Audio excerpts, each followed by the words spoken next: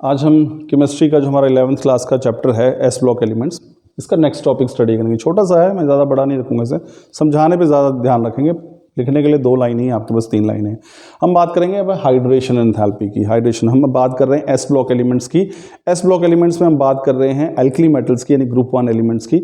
इससे पहले हम उनकी प्रॉपर्टीज़ पढ़ चुके हैं कि उनकी जो इलेक्ट्रॉनिक कॉन्फ़िगरेशन क्या होती है ग्रुप 1 एलिमेंट्स की। हम पढ़ चुके हैं कि उनकी जो आयनेशन एनर्जी है वो किस प्रकार से उसमें चेंज आता है, ट्रेंड क्या है जब डाउन द ग्रुप हम मूव करते हैं। हमने बात की है उनके एटॉमिक साइज़ की या फिर एटॉमिक रेडियाई और आयनिक रेडियाई की, कि हम जब ऊपर से नीचे आएंगे ग्रुप 1 में तो किस प्रकार से उनका साइज़ या जो एटम का जो रेडियाई है वो इंक्रीज या डिक्रीज होता है, उस पर हमने चर्चा की है। आज हम बात करेंगे हाइड्रेशन एनर्जी का ट्रेंड क्या है, हाइड्रेशन एनर्जी पहले होती क्या है, यही हमारे लिए जानना बड़ा ज़रूरी है।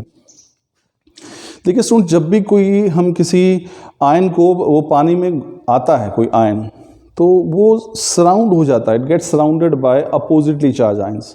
जैसे कि छोटा सा एग्जांपल लेते हैं, मैंने आपको बताया था कि जो एल्कली मेटल्स हैं वो क्या होते हैं, they are positive, they form monovalent ions. जो एल्कली मेटल्स हैं वो मोनोवैलेंट आयन का निर्माण करते हैं। जैसे सपोज करो लिथियम है, Li+ बनाएगा ये। अब जब इसको ये पानी में आएगा तो पानी में, पानी what is water is H2O। तो ये H2O है, ये इस पे पार्शियल नेगेटिव चार्ज आपको पता है, पार्शियल पॉजिटिव चार्ज है, पार्शियल पॉजिटिव चार्ज है। तो this is a single water molecule. जब पानी में होता है तो देयर आर थाउजेंड्स ऑफ और numerous water molecules which can surround this lithium positive ion. तो इसका जो नेगेटिव पार्ट है, यानी कि ऑक्सीजन, ये इस प्रकार से, ये डेल्टा नेगेटिव, ये H पॉजिटिव यहाँ पे, H पॉजिटिव, फिर यहाँ पे ऑक्सीजन इस तरह से डेल्टा नेगेटिव। तो नेगेटिव पार्ट इस पॉजिटिव पार्ट के को चारों तरफ से सराउंड कर लेता है ऐसे, इस प्रकार से। तो जब इस प्रकार से सराउंड करता है अपोजिटली चार्ज जो आयन है, तो energy, this process called hydration. Hydration की बात हम तब करते हैं जब सॉल्वेंट इज वाटर। जब पानी में कोई आयन आता है तो वाटर के मॉलिक्यूल्स, जैसे लिथियम पॉजिटिव आयन है तो वाटर में नेगेटिव पार्ट कौन सा है, ऑक्सीजन पे पार्शियल नेगेटिव चार्ज है, तो ऑक्सीजन के जो मॉलिक्यूल्स होंगे पानी के, वो सराउंड कर लेंगे इस लिथियम आयन को, और ये प्रोसेस कहलाता है हाइड्रेशन।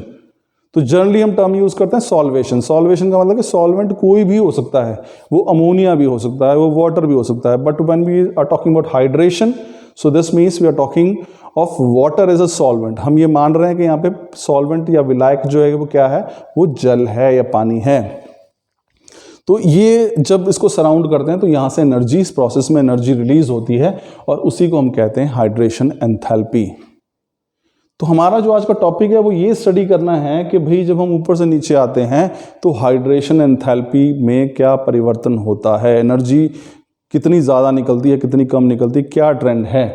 तो ध्यान रखिए इसमें हाइड्रेशन एंथैल्पी के लिए आप एक ये चीज़ ध्यान रखिए कि smaller the size of ion, more is the tendency to get hydrated. जितना छोटा किसी आयन का साइज होगा कैटायन का, उतनी ही ज़्यादा हाइड्रेशन करने की क्षमता होगी, उतनी ही ज़्यादा हाइड्रेशन एनर्जी जो है, एंथैल्पी जो है वो रिलीज होगी। तो आपने पता है कि hydration enthalpy of alkali metals decreases with increase in size. तो जो एंथैल्पी है, जो सबसे छोटा साइज लिथियम का है, it will be most extensively hydrated. उसके बाद सोडियम का साइज थोड़ा बड़ा है तो ये कम हाइड्रेटेड होगा, कम हाइड्रेशन एनर्जी। पोटेशियम का साइज उससे बड़ा है और कम हाइड्रेशन एनर्जी रिलीज होगी।